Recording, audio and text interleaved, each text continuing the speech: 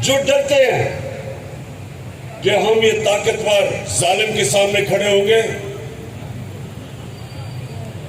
तो वो हमारे पर जुल्म करेगा। कूफा के लोग, उनको पता था कि हजरत इमाम हुसैन सच पे खड़े, उनको पता था वो राय हक पे, लेकिन कूफा के लोगों ने यजीद के जुल्म से डर के हजरत इमाम हुसैन की मदद नहीं की। और इस्लाम की तारीख का सबसे बड़ी ट्रेजेडी थी जो सालियां था वो होने दिया और हमेशा पछता है। तो एक तो बुज़दिल जुल्म का मुकाबला नहीं करते और दूसरे खुद गर्ज।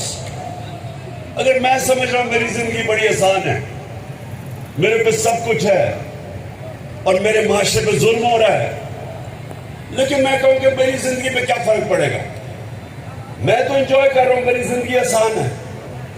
ये सबसे बड़ा प्रॉब्लम पाकिस्तान की एलीट का है कि हमारी एलीट क्योंकि वो कंफर्टेबल है, आसान जिंदगी है, नौकर हैं। आप इंग्लैंड यूरोप वहां जाके काम करें, नौकर नहीं हूं, नौकर को यहां शायद ही कोई अफोर्ड कर सकता है, यह आसान जिंदगी है।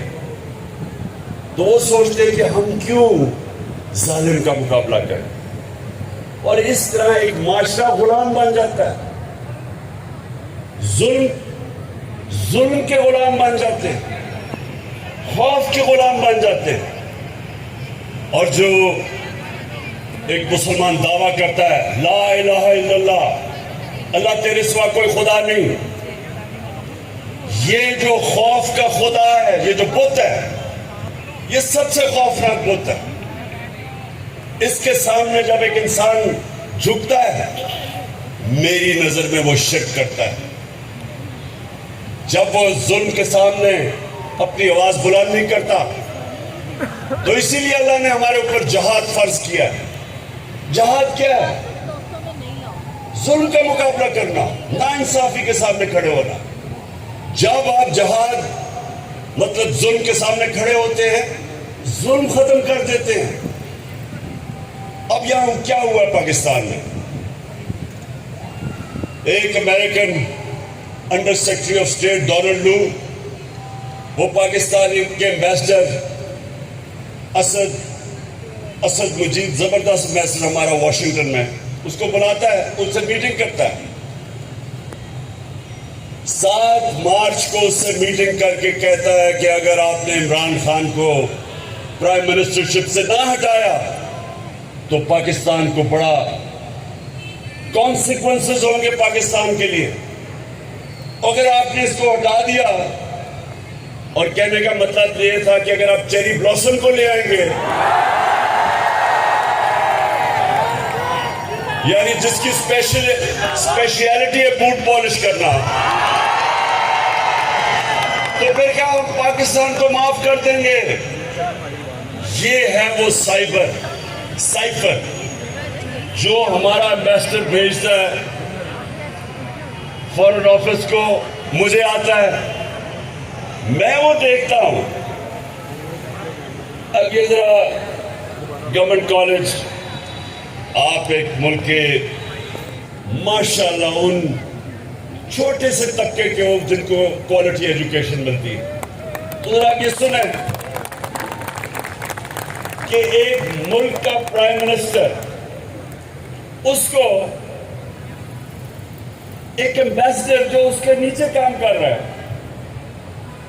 एम्बेसडर से आता है कि जी वो डोनाल्ड लू एम्बेसडर को कह रहा है कि अगर आप इमरान खान को नहीं हटाएंगे तो पाकिस्तानी कॉन्सिक्वेंसेस होंगे।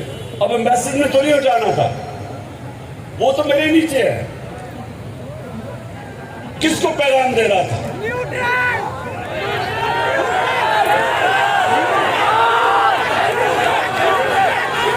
मैं गवर्नमेंट कॉलेज के सियासी शोर पूछना चाहता हूं, किसको पैगाम दे रहा था? समझ गया हूं, माशाल्लाह, पहला इम्तिहान पास कर गया। अच्छा, उसके बाद सुने जरा, 7 को एक मिनट सुने,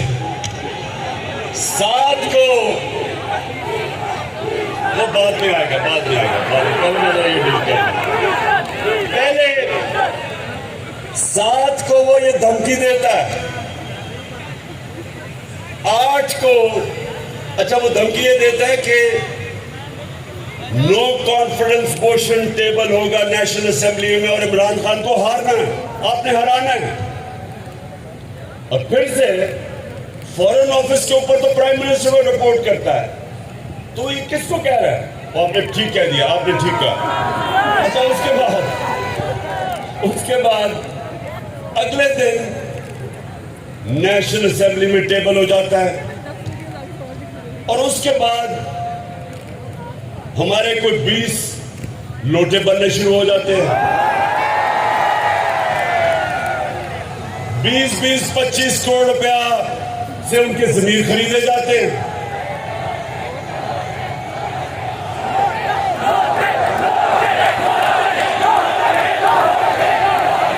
और फिर हमारे जो इत्तेहादी वो बारी बारी जाना शुरू हो जाते हैं।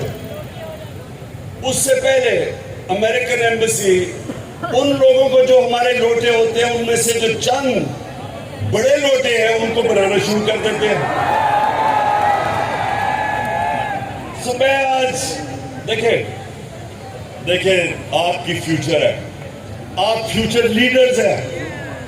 आपको समझना चाहिए कि कोई भी कौम जो इस तरह की गुलामी करती है उसका कोई फ्यूचर नहीं है। आपका जो यह सबसे जो स्टूडेंट इस गवर्नमेंट कॉलेज से निकला है, जो मेरे नज़रियाती रोल मॉडल, जो शायद ही मुसलमान दुनिया में 500 साल में इस तरह का एक ज़हन आया था, इंटेलेक्चुअल आया था, डॉक्टर इलामा इकबाल। इलामा इकबाल, उनकी अगर आप फलसफा और शायरी पढ़े, उसकी बुनियाद क्या है? वो एक गुलाम हिंदुस्तान के मुसलमानों को जगाने की कोशिश कर रहे थे और वो ये कह रहे थे कि गुलाम की कोई परवाज नहीं होती। इकबाल का शाहीन तो वो बनता है जो अपनी जमीन की जंजीरें तोड़ देता है। जब तक आप गुलामी की जंजीरें नहीं तोड़ेंगे, इकबाल का शाहीन नहीं बन सकते, आप बड़े काम नहीं कर सकते। आपकी परवाज दूसरे इंसानों से ऊपर नहीं जा सकती। और एक मुझे जो मौलाना रूमी की बात मैं हमेशा अपने नौजवानों को बताता हूं, मौलाना रूमी कहता है कि जब अल्लाह ने तुम्हें पढ़ दिए तो चूंटियों की तरह जमीन पे क्यों रेंग रहे हो? इन अदर वर्ड्स, अल्लाह ने इंसान को अशरफुल मखलूकात बनाया है, सबसे अजीम मखलूक। फरिश्तों को कहा इंसान के सामने झुको, और जब वो नहीं झुका शैतान, तो अल्लाह ने शैतान को कहा कि तुम्हें भी नहीं पता कि मैंने कितनी सलाहियत दी है इंसान में। कहने का मकसद ये है कि हम सबको अल्लाह ने पढ़ दिए हुए, हमारी परवाज ऊपर जा ही नहीं सकती जब तक हम आजाद नहीं होते। और आजादी, जो मैं हकीकी आजादी की बात करता हूं, एक तो अंग्रेज की गुलामी थी, उससे तो कुर्बानियां देके और हमारे ग्रेट लीडर कायद आजम ने निकाल दिया। लेकिन अभी दूसरी गुलामी है जिसे न्यू कॉलोनियलिज्म कहते हैं। आपको फतह किए बगैर आपको गुलाम बना देते हैं, आपको कंट्रोल करते हैं, आपको हुक्म दिया जाता है। इस इंपोर्टेड हुकूमत को हुक्म दिया जाता है कि रूस से तेल नहीं लेना। हिंदुस्तान हमारे साथ आजाद हुआ था, वो 40% कम कीमत पे रूस से तेल ले रहा है। अमेरिका का स्ट्रेटेजिक एलाय है, उसके बावजूद तेल ले रहा है।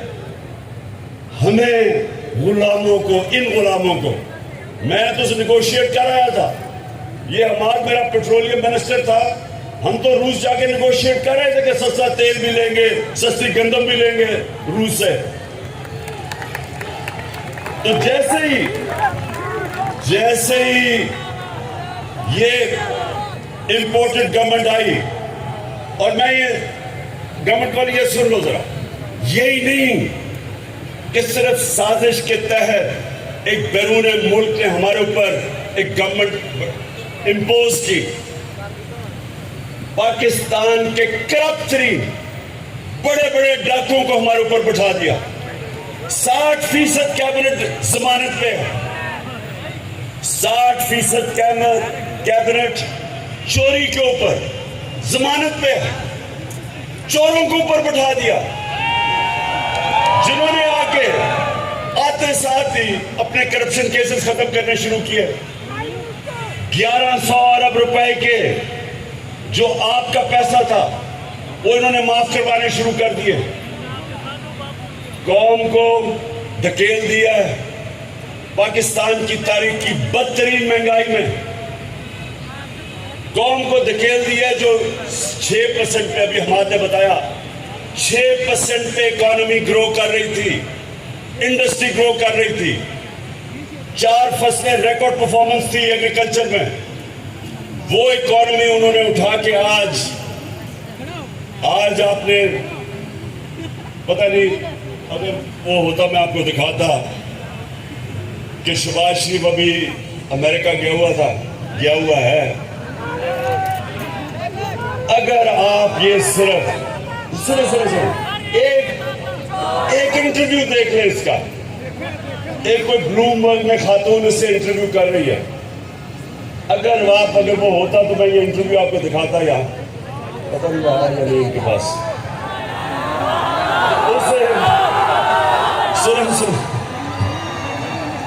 उस औरत को जो एंकर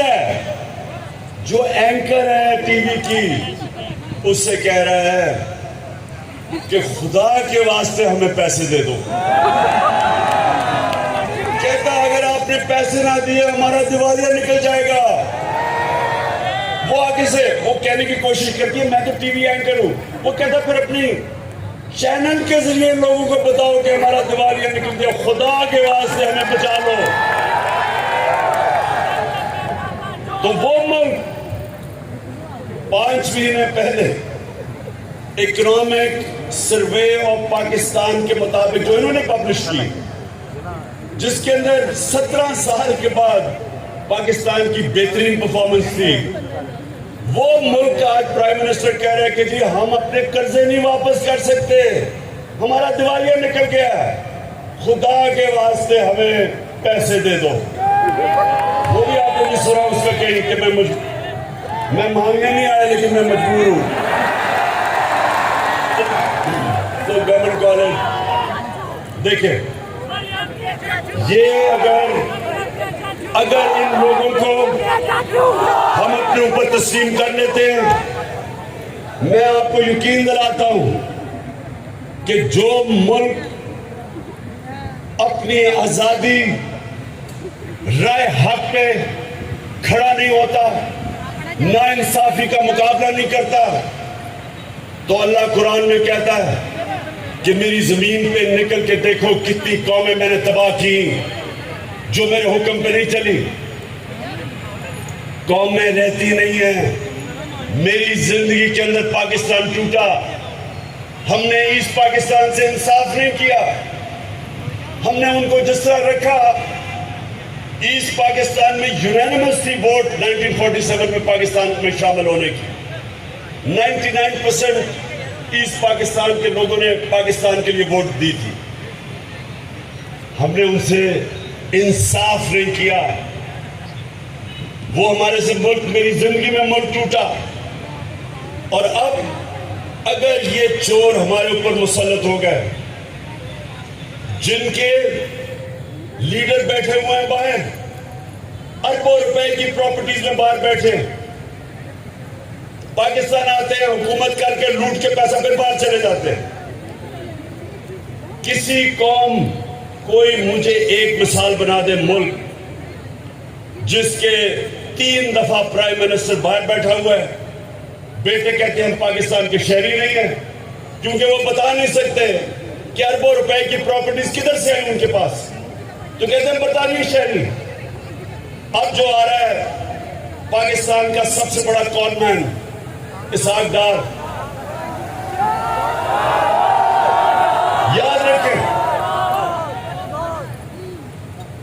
याद रखें कि इसहाक डार को हमारे दौर में नहीं भागा, नून लीग की गवर्नमेंट थी। नैब ने इसको सवाल के लिए बुलाया, पूछा कि तुम्हारे वालिद साहब की बड़े मेहनत कश से साइकिल की दुकान थी, तो आप तो अरबोपति बन गए, किधर से पैसा आया? तो क्योंकि जवाब नहीं दे सकता तो मुल्क से बाहर भाग गया और प्राइम मिनिस्टर के जहाज में मुल्क से बाहर गया और कहता मैं इलाज करवाने गया हूं। वो 3.5 साल से इलाज हो रहा है, वो अभी तक नहीं पता किस चीज का इलाज है। अब वापस आ रहा है और वापस आ रहा है डील के तहत। यहां डील्स होती हैं चोरों के साथ, एनआरओ दिया जाता है चोरों को, इसलिए चोरी खत्म नहीं होती, इसलिए मुल्क आगे नहीं बढ़ सकता, इसलिए मनी लॉन्ड्रिंग रुक नहीं सकती। तो अब वो वापस आ रहा है। मैं आज सारी कौम को पूछता हूं, क्या हमने ये तमाशा भेड़ बकरियों की तरह देखना है या इंसान बन के राय हक पे खड़ा होना है, जुल्म के खिलाफ, नाइंसाफी के खिलाफ? और अभी एक पहले विकी लीग से शुरू हुई थी बात, फिर डॉन लीग्स आई, अब एक नई ऑडियो लीग्स आ गई है। मैं जरा मोटी मोटी चीजें, पहले तो ऑडियो लीग्स में एक चीज सामने आ गई कि ये जो चीफ इलेक्शन कमिश्नर है, ये शरीफ खानदान का घर का नौकर है। उनसे पूछ रहा है, नवाज शरीफ बता रहा है इसको कि किन को डिस्क्वालीफाई करना है, इलेक्शन कब करवाने हैं। और ये वो इलेक्शन कमिश्नर है, मैं 3 साल कोशिश करता रहा कि पाकिस्तान में ईवीएम मशीन्स इलेक्शन में इस्तेमाल की जाए। ईवीएम मशीन का क्या मतलब है कि 90% धांधली करने के तरीके ईवीएम मशीन की वजह से खत्म हो जाते हैं, फ्री एंड फेयर इलेक्शन हो सकता है। इस